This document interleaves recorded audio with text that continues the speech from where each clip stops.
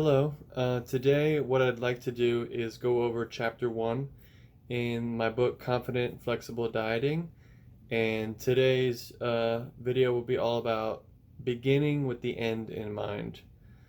So, anytime you start a fat loss goal, you need to be able to reverse engineer to reach that goal. This concept originally I got it from a book called The 10 Habits of the Most Highly Successful People, or something along those lines. I think it was phrased, but beginning with the end in mind. So, the first step in your journey is to establish a goal. Zig Ziglar once said, if you aim at nothing, you'll hit it every time. So, make sure that you write it down, put it on paper, make it a SMART goal. So, a SMART goal is an acronym: specific, measurable, attainable, relevant, and time bound. For example, if your goal is to lose 30 pounds in 20 weeks, or if to get to 12% body fat by June 1st, those are both examples of a SMART goal that is specific, measurable, attainable, relevant, and time bound. So next I'd like to establish a definition by which we will go by for the entirety of this book, for the entirety of these video series, education series. And that is simply this: that good nutrition is defined not by eating perfect or eating clean, but a good definition of good nutrition is simply the ability to control energy balance. Okay? So that's it. It's not about how clean or how perfect your diet is. The perfect diet does not exist. Basically, the diet that allows you to lose weight and keep it off is by definition the healthiest diet. Clean eating is just an idea. It's kind of a figment of a lot of people's imagination that I'm just going to eat super clean. Well, as long as I stick to whole foods, then I'll lose weight. Well, that might be a strategy you can implement, but that doesn't necessarily necessitate fat loss. So we're going to pay attention to what actually is required for fat loss.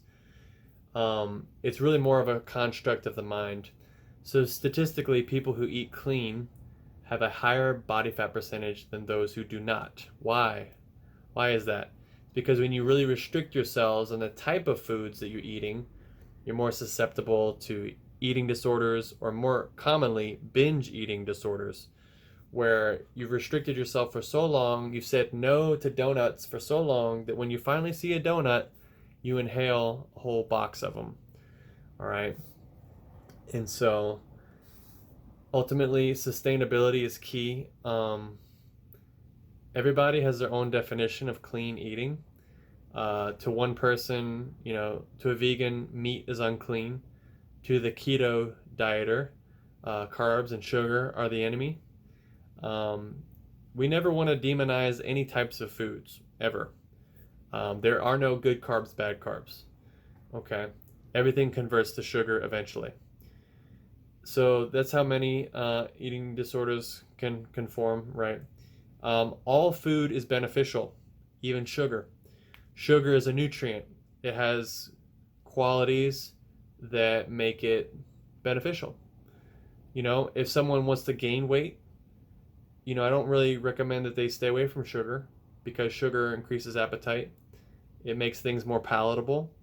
So maybe even someone in a hospital setting might need to have a little bit of sugar to, for example, like someone who's hypoglycemic, okay?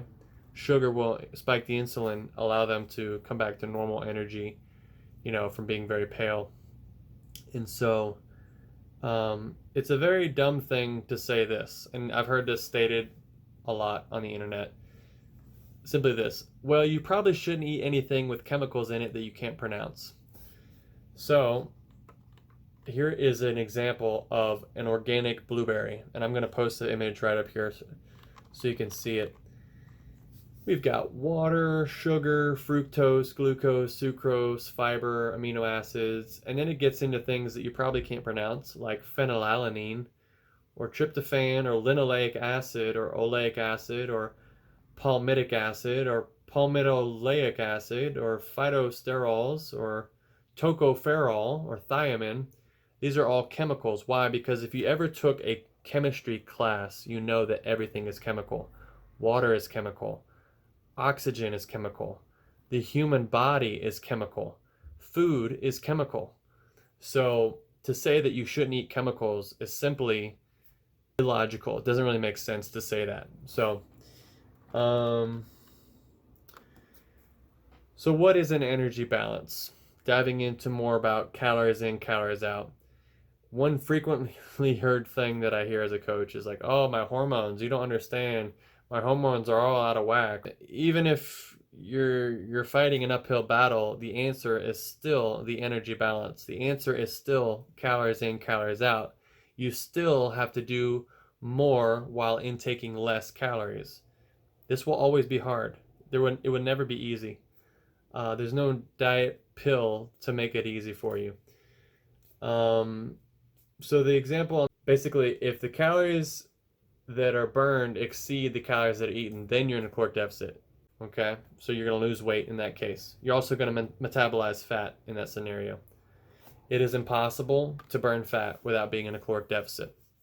Okay, you have to do more with eating less, essentially. And people say, well, I was in a caloric deficit for like 3 weeks and I didn't lose any weight. By definition, that person was not in a caloric deficit on average. If they average out to not losing weight, they're not actually in a caloric deficit. So to restate the quote by Zig Ziglar, if you aim at nothing, you will hit it every time. Make sure that you aim at something. Even if you shoot for the stars and hit the moon, at least you're a little bit closer to your goal as if you had never even attempted to strive for it in the first place. So that, in summary, just kind of wraps up the first chapter. Really try to understand the energy balance and the simplicity that it is. I had one person tell me one time, and they basically said calories in, calories out is so foundational that we should just throw it out. And I said, hold on, wait a second.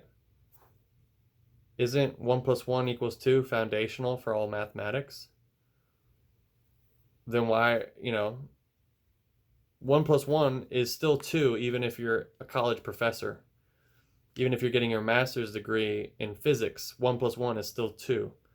So to say something that is, to oversimplify something and to say that it doesn't matter because it's so simple, a lot of things that really matter are very simple.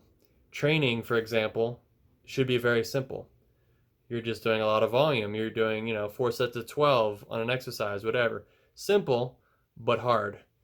And so a lot of these principles, people like to overgeneralize things and say that, it's not a big deal. Calories in, calories out. It's more about, how clean you eat. This is simply not the case. So make sure that you understand it and you stick to your guns, throughout the diet. And if someone calls you out on it and says, well, you should try my way of dieting, just tell them, look, I'm basing my good nutrition off of my ability to lose 1 pound per week every week for 8 weeks. You have 8 pounds of fat loss. It's a very simple equation. Fat loss is always an equation. And with that, I wrap it up and I say thank you for watching Chapter 1.